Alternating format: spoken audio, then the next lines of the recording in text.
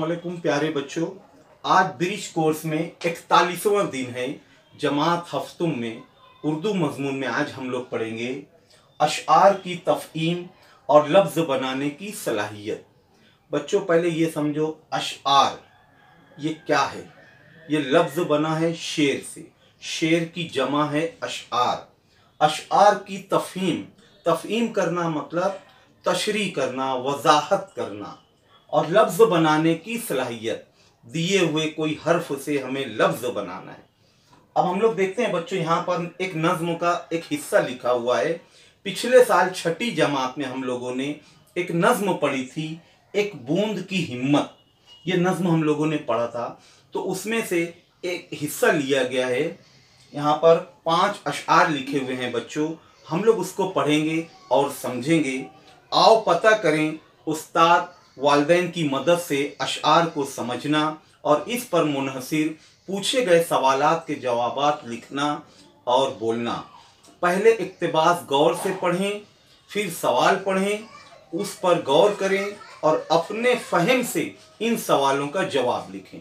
अपने फहम से यानी अपनी समझ से। समझ में आए बच्चों? तो पहले हम लोग है तो ये नज़्म का एक हिस्सा जो लिखा है, हम लोग पहले उसको पढ़ लेते हैं बच्चों। देखेंगे यहाँ पर नज़्म क्या लिखी हुई है। कहते हैं एक साल न बारिश हुई कहीं, गर्मी से आफताब की तपने लगी ज़मीं, था आसमान पर ना कहीं अब्र का निशान, पानी मिला न जब तो हुई खुश्क खेतियां, मुंह तक रही थी खुश्क ज़मीं आसमान का, उम्मीद साथ छोड़ चुकी थी किसान का, बारिश की कुछ उम्मीद न थी इस गरीब को, ये हाल था कि जैसे कोई सोगवार हो, हर बार आसमां की तरफ देखता था वो, बारिश के इंतजार में घबरा रहा था वो। अब ये हिस्सा, ये नज़्म का एक हिस्सा पढ़कर हमें लगता है किसान, बारिश, पानी, आसमां, इनका जिक्र है। तो ये नज़्म में जो बयान कर रहा है शायर ने, जो लिखा है ये नज़्म, उसमें हमें ये तो साफ तौर से मालूम हो रहा है कि बारिश के लिए ये नज़्म है।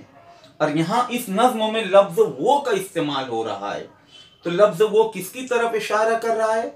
शाबाश, किसान की तरफ। यहाँ लिखा है कहते हैं एक साल बारिश ना हुई कहीं, यानी कहीं का जिक्र है कि पूरा साल गुजर गया, बारिश हुई ही नहीं। गर्मी से आफताब की, आफताब यानी सूरज, यानी सूरज की गर्मी से तपने लगी जमीन, यानी जमीन एकदम गर्म हो गई। सूरज इस कदर करीब था, उसकी रोशनी में इतनी ज्यादा तपिश थी कि जमीन गर्म हो गई। था आसमान पर ना कहीं अब्र का निशान, जब बारिश होने वाली होती है तो आसमान पर अब्र छा जाते हैं, बादल आ जाते हैं, तो एक उम्मीद बंद आती है कि अब बारिश होगी। लेकिन उस वक्त तो आसमान पर कहीं अब्र ना था। पानी मिला ना जब तो हुई खुश्क खेतियां, जब बारिश ही नहीं हुई है तो खेतियां एकदम सूख जाएंगी, खुश्क हो जाएंगी। मुंह तक रही थी खुश्क जमीन आसमां का, जमीन यानी इंतजार में थी, आसमान की तरफ जमीन देख रही थी कि अब तो बारिश हो जाए और हम लोग सैराब हो जाएं, हमारी प्यास मिट जाए। उम्मीद साथ छोड़ चुकी थी किसान का, जो किसान है वो भी अब अपनी आस और उम्मीद खत्म कर चुका था कि अब बारिश नहीं होगी, यानी उसका इंतजार भी खत्म हो गया था। बारिश की कुछ उम्मीद न थी इस गरीब को, यानी उसकी उम्मीद एकदम खत्म हो गई थी कि अब बारिश बिल्कुल भी नहीं होगी।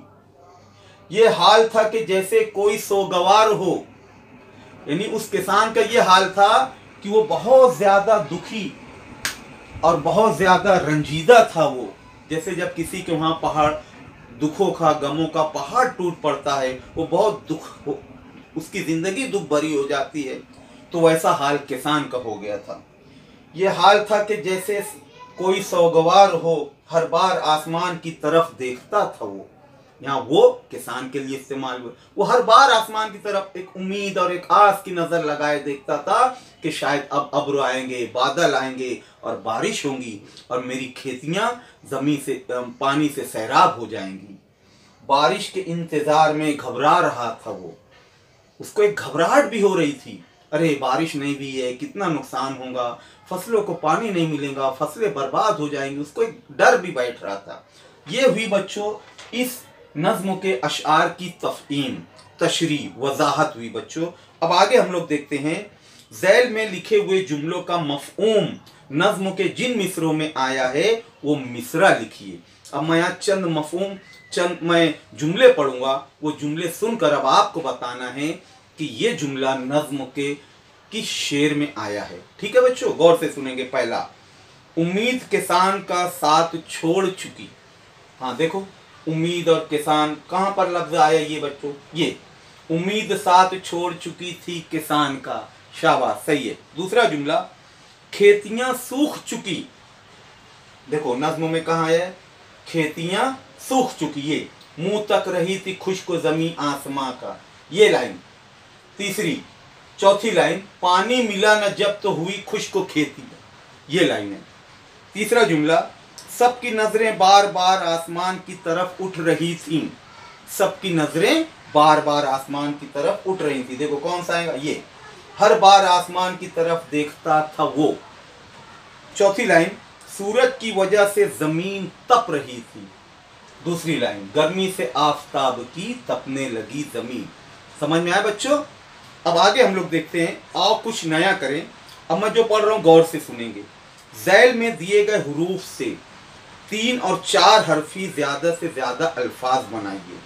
हर लफ्ज में नून का आना जरूरी है। अब यहाँ पर हर्फ दिए गए हैं, शीन, मीम, वाव, बे, जीम, यानी इनसे हमको लफ्ज बनाना है, और जो भी लफ्ज बनाएंगे उसमें नून का इस्तेमाल होना जरूरी है। अब जैसे यहाँ शीन से कोई लफ्ज सोचो बच्चों, हाँ शाबान, वेरी गुड, नून का भी इस्तेमाल हुआ। शैतान, शाबाश। अब इसी तरह मीम से बनाओ, मीम से मुअज्जिन, वेरी गुड। वाव से इसी तरह शीन, मीम, वाव, बे, जीम, दाल दिए हुए, यहाँ पर जीम भी है, दाल भी है। तो इन हरफों से हमें लफ्ज बनाना है और उन लफ्जों में नून का इस्तेमाल करना है। समझ में आया? हमें यह तो प्रैक्टिस करना है। इस तरह कॉलम बना लेना, शीन के लफ्ज एक के नीचे एक लिखना, मीम वाले, वाव वाले, बे वाले, इस तरह हमें ज्यादा से ज्यादा लफ्ज बनाना है बच्चों।